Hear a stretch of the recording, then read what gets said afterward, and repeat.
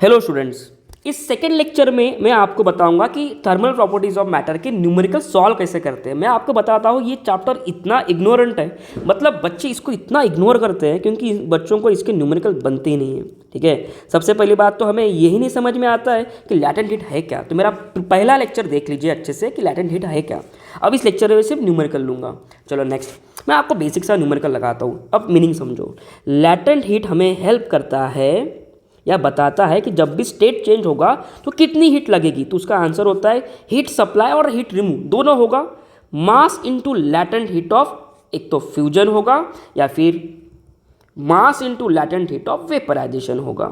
ठीक है, solid to liquid अगर जा रहे हैं हम तो हमें कितनी हीट सप्लाई करनी होगी, तो ये फॉर्मूले से जाएंगे।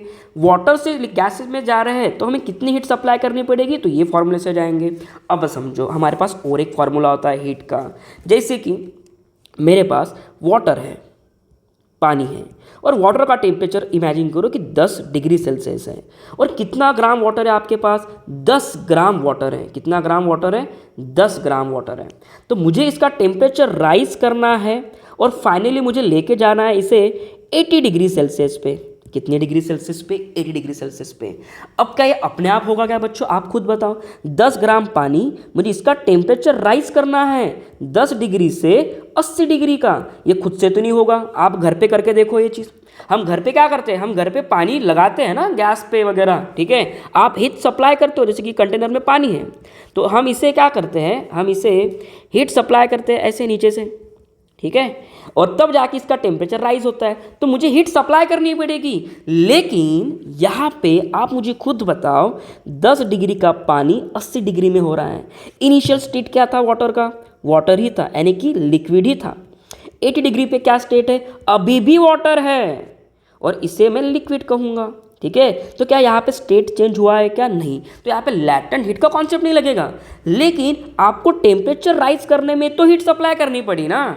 वो कितनी करी उसका मैं फॉर्मूला बताऊंगा। तो वो होता है बच्चों, देखो, heat supply to increase the temperature. इसको मैं अलग से लेता हूँ लगे तो हमेशा याद रखना ये formula, heat supply to increase the temperature, to increase the water temperature. तो इसका फॉर्मूला होता है बच्चों Q equals to M C delta T. Sir अभी m क्या है, m मीन्स मास। ठीक है, C मतलब क्या है, स्पेसिफिक हीट। डेल्टा टी मतलब क्या है, change in temperature. Delta T मतलब क्या है, चेंज इन टेम्परेचर। तो इस फॉर्मूले को जो है आप अच्छे से याद कर लेना, इंपॉर्टेंट फॉर्मूला है ये। चलो साइड में चलते हैं, नेक्स्ट स्लाइड पे चलते हैं हम। अब ज़रा देखो, मैं आपको बेसिक सा एग्जांपल देता हूँ।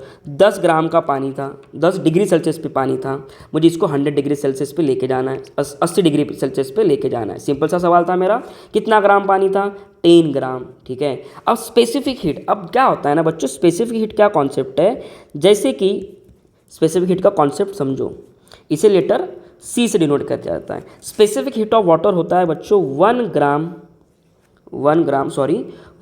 कैलोरी पर ग्राम पर डिग्री सेंटीग्रेड। यानी कि अगर मेरे पास 1 ग्राम वाटर है, 1 ग्राम वाटर का मुझे टेम्परेचर राइज करना है कितने डिग्री से, सिर्फ 1 डिग्री से है, लेकिन 1 ग्राम का ही 1 डिग्री से ही। तो मुझे क्या अपने आप होगा क्या ये, नहीं, हमें क्या करना पड़ेगा बच्चों, Q सप्लाई करना पड़ेगा। Q क्या करना पड़ेगा, सप्लाई करना पड़ेगा, हीट सप्लाई करना पड़ेगा। इन शॉर्ट क्या सप्लाई करना पड़ेगा, हीट। तो वही तो मैं कह रहा हूँ कि कितनी हीट सप्लाई करनी पड़ेगी। तो हमेशा याद रखना, अगर आपके पास 1 ग्राम वाटर है और उसका टेम्परेचर मुझे 1 डिग्री से बढ़ाना है तो आपको 1 कैलोरी हीट सप्लाई करनी होती है। कितनी कैलोरी सप्लाई करनी होती है, 1। इसे ही कहा जाता है specific heat of water, that is 1 calorie पर ग्राम डिग्री सेंटीग्रेड। ठीक है, अब आते हैं क्वेश्चन पे। आपके पास पानी है, फिर से वही क्वेश्चन मेरा, सर बार बार क्वेश्चन क्यों लिख रहे हो। 10 डिग्री सेल्सियस पे वाटर है, कितना ग्राम, 10 ग्राम। कितना करना है टेम्परेचर, 80 डिग्री सेल्सियस करना है, तो खुद से नहीं होगा, हीट सप्लाई करनी पड़ेगी। कितना, क्या फार्मूला लगाऊं मैं, एम सी डेल्टा टी। ये फॉर्मूले से मेरा काम बन जाएगा। अगर आपका काम ये फॉर्मूले से बन जाएगा तो एक सेकेंड में पेन चेंज कर लेता हूँ फिर। तो चलो ये वाला पेन ट्राई करके देखते हैं अभी। हाँ, एम सी डेल्टा टी, ये फॉर्मूला मुझे लगाना पड़ेगा। अब बताओ मुझे आपके पास पानी कितना ग्राम है? 10 ग्राम है sir. Specific heat of water मैंने आपको अभी बताया था 1 कैलोरी पर ग्राम पर डिग्री सेंटीग्रेड होती है। डेल्टा टी कितना बढ़ाना है आपको बढ़ाना है 80 डिग्री, फाइनल करना है। इनिशियल कितना था? 10 डिग्री सेल्सियस। डेल्टा टी मतलब होता है बच्चों change in temperature, so delta T is T final minus T initial, ये होता है। अब समझो इस बात को, क्वेश्चन को सॉल्व करो। 10 इंटू 80 माइनस 10 इज 70, तो ये होगा बच्चों 70 कैलोरी। इतनी आपको हीट सप्लाई करनी पड़ेगी ताकि वाटर का टेम्परेचर 10 डिग्री से कितना हो जाए? 80 डिग्री हो जाए। ये हो गया इसका पहला basic numerical thermal properties of matter का, ये बेस है। ये ऐसे क्वेश्चन पेपर में नहीं आएंगे, मैं आपको सिर्फ कॉन्सेप्ट पढ़ा रहा हूँ, पहले स्टेज पे सिर्फ कॉन्सेप्ट पढ़ा रहा हूँ। ओके तो इस लेक्चर में हमने सिर्फ ये फॉर्मूला देखा Q equals to M C delta T, जिसका मीनिंग होता है कि आपको अगर कोई भी लिक्विड का, सॉलिड का या स्टीम का टेम्परेचर राइज करना है तो ये फॉर्मूला है। ठीक है, अब समझो मेरे पास मान लो कि आइस है, लेकिन आइस है आपके पास, चलो सेम क्वेश्चन में रिपीट करता हूँ। अभी मेरे पास आइस है कुछ -10 डिग्री सेल्सियस पे 10 ग्राम आइस है। ठीक है, इसका टेम्परेचर मुझे बनाना है 0 डिग्री सेल्सियस पे लेके जाना है। कितना डिग्री सेल्सियस पे लेके जाना है? 0 डिग्री सेल्सियस पे। अब मुझे बताओ पहले क्या है आपके पास? आइस, बाद में 0 डिग्री सेल्सियस पे भी आइस ही है, आपने उसको कन्वर्ट नहीं किया अभी तक, आइस का वाटर नहीं किया। ठीक है, इनिशियल और फाइनली दोनों केस में। तो मुझे जो क्या करना है, मुझे -10 डिग्री सेल्सियस से 0 डिग्री पे लाना है। तो मेरा अभी भी यहाँ पे स्टेट चेंज नहीं हुआ है, नो स्टेट चेंज। पहले तो ये समझो, स्टेट नहीं बदला है आपका, तो यहाँ पे खाली टेम्परेचर इंक्रीज हुआ है। तो टेम्परेचर जब भी इंक्रीज करना है तो हमें कौन सा फॉर्मूला लगाना होता है? Q equals to M C delta T. ठीक है, अब समझो यहाँ पे मास ऑफ द आइस कितना दिया है? 10 ग्राम। सर C क्या ले? अभी C जो होता है, अभी वाटर का नहीं ले सकते बच्चों, हमें आइस का लेना पड़ेगा ना, इनटू डेल्टा टी। ठीक है, अब जरा देखो, जो C होता है स्पेसिफिक हीट फॉर आइस जो होता है वो भी 1 कैलोरी पर ग्राम पर डिग्री सेंटीग्रेड। कुछ किताबों में इसकी वैल्यू 0.5 भी दी गई है, कुछ किताबों में 5 भी दी गई है। तो डिपेंड कि आइस का नेचर कैसा है उसके हिसाब से इसकी वैल्यू वेरी होगी और आपको डेटा गिवन रहता है। ठीक है, डेल्टा टी को देखो, फाइनल टेम्परेचर कितना है? 0, माइनस इनिशियल कितना था? -10, माइनस माइनस क्या हो जाएगा? +10। ठीक है, तो ये कितना हो जाएगा? 10 इंटू 10, तो ये हो जाएगा 100 कैलोरी।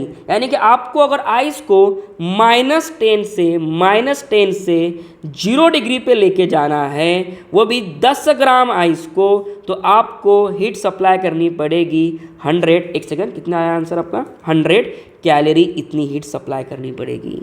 होप सो बच्चों कि आपको वीडियो अच्छा लगा होगा। इसमें मैंने सिर्फ एक ही फॉर्मूला आज इंट्रोड्यूस किया है, that is M C delta T, जो आपको बताता है कि टेम्परेचर राइज करने के लिए क्या करें, कितना हीट सप्लाई करना पड़ेगा। सेम फॉर्मूला अगर आपका टेम्परेचर डिक्रीज करना है, मैं आपको कंक्लूड कर देता हूँ। सपोज मेरे पास वाटर है जो कि 80 डिग्री सेल्सियस पे, और मुझे उसका टेम्परेचर फॉल करना है और 10 डिग्री पे लेके आना है, फॉल करना है, तो मैं सेम फॉर्मूला अप्लाई करूँगा एम सी डेल्टा टी। लेकिन बस यहाँ पे आंसर आपका नेगेटिव साइन जनरेट करेगा। नेगेटिव साइन ये इंडिकेट करता है कि आपको हीट देनी नहीं है, यहाँ पे हीट क्या करनी है? रिमूव करनी है। हीट रिमूव कब की जाती है और सप्लाई कब जाते हैं, ये समझो। अभी जब भी आपको टेम्परेचर राइज करना है, इंक्रीज करना है, तो बच्चों हीट सप्लाई करना पड़ेगा। यही अगर आपको टेम्परेचर डिक्रीज करना है, फॉल करना है, डिक्रीज करना है, तो हीट रिमूव करनी पड़ेगी। हीट क्या करनी पड़ेगी? रिमूव। फॉर्मूला दोनों केस में same, M C delta T, दोनों केस में सेम। ठीक है, आसान था लेक्चर आज का। चलो, thank you so much for watching this video. Bye everyone, see you.